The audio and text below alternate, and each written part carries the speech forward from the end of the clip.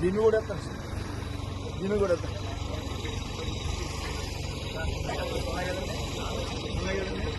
అది సెలెక్టింగ్ బాగా ఉందన్నమాట.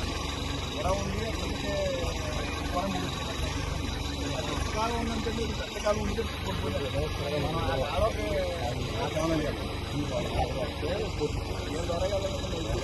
అదే అమ్మా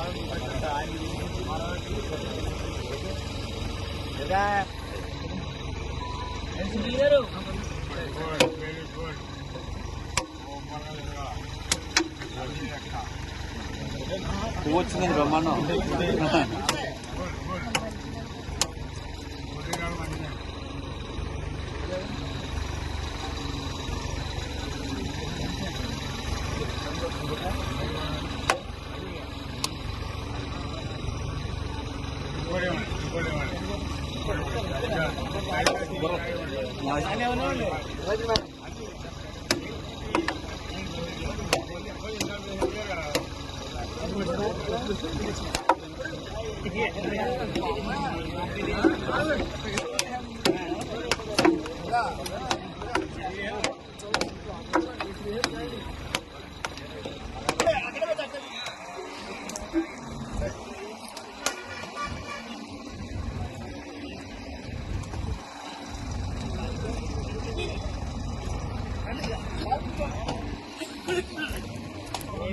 చాలా సంతోషం. ఈవేళ నైనార్ కాలువ 20 లక్షలతోటి దీన్ని క్లీన్ చేయడం జరుగుతుంది, అంటే సిల్ట్ తీయడం జరుగుతుంది. గత ప్రభుత్వంలో 5 ఏళ్లలో కూడా ఎక్కడా గిద్దెడు మట్టి తీయలేదు, ఏ కార్యక్రమం కూడా చేపట్టలేదు. రైతాంగం ఎంతో ఇబ్బందులు గురయ్యారు. నీరు సరిగా రాక, లేకపోతే ముంపు వస్తే మునిగిపోయి చాలా ఇబ్బంది పడ్డారు. ఈవేళ మన శాసనసభ్యులు రాష్ట్ర ఉప ముఖ్యమంత్రి పవన్ కళ్యాణ్ గారి చొరవతో ఈ నియోజకవర్గానికి ఇమీడియట్ గా ముందు 4 crores వర్క్ శాంక్షన్ చేయడం జరిగింది. అదేవిధంగా ఫ్లడ్ డ్యామేజ్ గతంలో కొన్ని గడులు చేశాం, రమారమి 8 కోట్లతో పోచడం జరిగింది. ఇంకా బ్యాలెన్స్ వర్క్స్ ఉన్నాయి. 18 కోట్లతోటి ప్రపోజల్ కూడా పంపడం జరిగింది. అది కూడా తొందరలో వస్తాను ఆశిస్తున్నాం. ఈ ముందు 4 కోట్లతోటి ఈ పీబీసీ మీద ఉన్నది, అలాగే ఏలేరు కాలువ మీద ఉన్నటువంటి ఏ అయితే పూడిక తీతలు ఉన్నాయో ఈ కాలువ వదిలే ముందల్లా కంప్లీట్ చేయాలని ఉద్దేశంతో పనిచేస్తున్నాం. చాలా సంతోషం. నిజంగా కూడా రైతాంగం అంతా కూడా చాలా సంతోషంగా ఉన్నారు. 5 ఏళ్లు ఎలాగైతే రోడ్లు మార్చారో అలాగే కనీస అవసరం, రైతుకు అవసరమైనటువంటి కనీసం ఈ కాలంలో ఎక్కడా కూడా ఒక గిచ్చిన మట్టి తీయకుండా చాలా చాలా దారుణంగా వేశారు. కాబట్టి ఈ ప్రజాప్రభుత్వం నారా చంద్రబాబు గారి నేతృత్వంలో పనిచేస్తున్న ఈ ప్రభుత్వంలో ఈవేళ ప్రజల పట్ల కానీ రైతుల పట్ల కానీ పూర్తి అవగాహన ఉంది, వారి సమస్య పట్ల అవగాహన ఉంది. కాకపోతే కొన్ని పరిమితులు ఉన్నాయి.